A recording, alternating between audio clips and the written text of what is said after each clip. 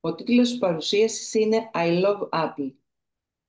Όπως ένας άνθρωπος αλλάζει και εξελίσσεται, έτσι και ένα brand χρειάζεται να παρουσιάζει αυτή την εξέλιξη. Τι είναι rebranding? Είναι ο σχεδιασμός εκ νέου της εταιρικής ταυτότητας.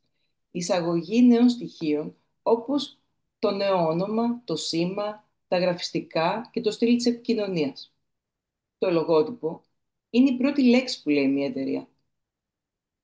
Ένα λογότυπο ανταπροσωπεύει αυτό που είναι μια μάρκα. Ένα λογότυπο παλαιού τύπου θα κάνει τους ανθρώπους να πιστεύουν ότι η μάρκα σας είναι ξεπερασμένη. Θα σας μιλήσω για ένα από τα πιο πετυχημένα rebrand σε παγκόσμιο επίπεδο. Η Apple ξεκίνησε πριν πολλά χρόνια σε ένα μικρό γκαράζ στην Καλιφόρνια. Πέρασε πολύς καιρός για να γίνει η εταιρεία που όλοι γνωρίζουμε. Το σύμβολό της, το μήλο, έχει ένα bite, μια γωνιά. Αυτό δημιουργήθηκε για να το διαχωρίσουν από το κεράσι. Και ένας άλλος λόγος που αναφέρει είναι ότι θέλουν να κάνουν ένα λογοπαίγνιο με τα byte των υπολογιστών. Κομβική χρονιά ήταν το 1997, όταν ο Steven Jobs ξαναγύρισε στην Apple, αξιοποίησε αυτό το λογότυπο, έκανε επανεκκίνηση με αυτό γιατί ήταν ένα πάρα πολύ γνωστό σήμα. Κατάφερε μαζί με την ομάδα του ένα brand, μάλλον μια εταιρεία τεχνολογίας να γίνει ένα lifestyle brand που όλοι γνωρίζουμε μέχρι τώρα. Αφαίρεσε τη χρωματική παλέτα του ουράνιου τόξου και κράτησε το ατόφιο μαύρο, λευκό και ασημί. Τώρα θα σας μιλήσω για το πιο σύντομο rebranding στην ιστορία. Την Gap, το σήμα της Gap όλοι το γνωρίζουμε. Δεν χρειάζεται να το διαβάσεις για να το γνωρίσεις. Το 2010 έγινε το rebranding. Όμως, το κοινό δεν το αποδέχτηκε. Έμεινε 6 μέρες στον αέρα και επαναφέραν το παλιό σήμα. Το κόστος για την Gap ήταν τεράστιο. Άρα πόσο σημαντικό είναι το rebranding, πόσο σημαντικό να είναι κατάλληλο και να το αποδεχτεί το κοινό του. Γιατί μια εταιρεία χρειάζεται rebranding? Για να είναι πιο σύγχρονη, αναγνωρίσιμη και ανταγωνιστική, να ανανεώσει την εικόνα. Πολλές φορές η εταιρεία αλλάζει, αλλά το λογότυπο μένει πίσω, άρα χρειάζεται να ευθυγραμμιστούμε το κοινό μας.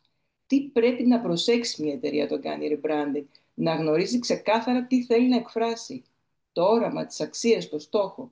Να διατηρήσει αναγνωρισιμότητα, εφόσον υπάρχει μια βάση πελατών. Να αποφύγει αλλαγές που μπερδεύουν και ανανεώνουν το κοινό της. Τα πλεονεκτήματα του rebranding είναι η αύξηση πωλήσεων, οι νέοι πελάτες και η εμπειρία των πελατών. Ένα rebranding έχει την τάση να ταράζει τα νερά, άρα να μας προσέξουν. Ο ρόλος λοιπόν της δικής μας εταιρείας είναι να δημιουργούμε ένα στρατηγικό rebranding και όχι απλά ένα ωραίο λογότυπο. Βοηθάμε τον πελάτη να εκφράσει την ταυτότητά του με σαφήνεια και συνέπεια. Παρέχουμε καθοδήγηση και δημιουργεί κατεύθυνση σε όλα τα στάδια. Στην έρευνα, στον κόστο, στο σχεδιασμό, στην υλοποίηση.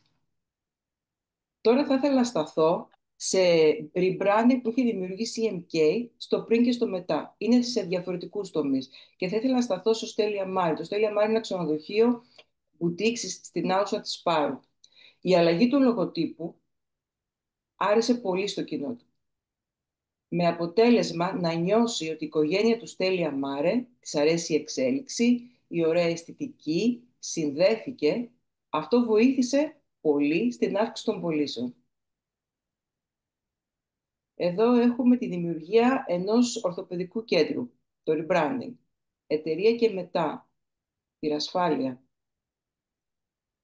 ξύλινες κατασκευές, EcoHome, κατασκευαστική εταιρεία Construction Studio Belegris,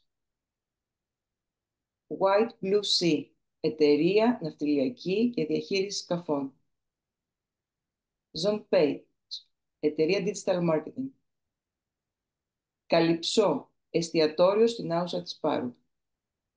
Ένα πολύ σημαντικό κομμάτι της δουλειάς μας είναι ότι συνδέουμε το branding. Δουλεύουμε σε ομάδες και το όνομα, το λογότυπο, η χρωματική παλέτα, η αισθητική, το ύφος συνδέεται με το digital marketing, το web, το site, τα εταιρικά δώρα και τη φωτογραφία. Όλα αυτά έχουν συνέπεια και είναι πολύ σημαντικό. Και επειδή μια εικόνα είναι 1000 λέξεις, ο Αλέξανδρος Ζαχαριάδης θα μας μιλήσει γι' αυτό. Ευχαριστώ πολύ.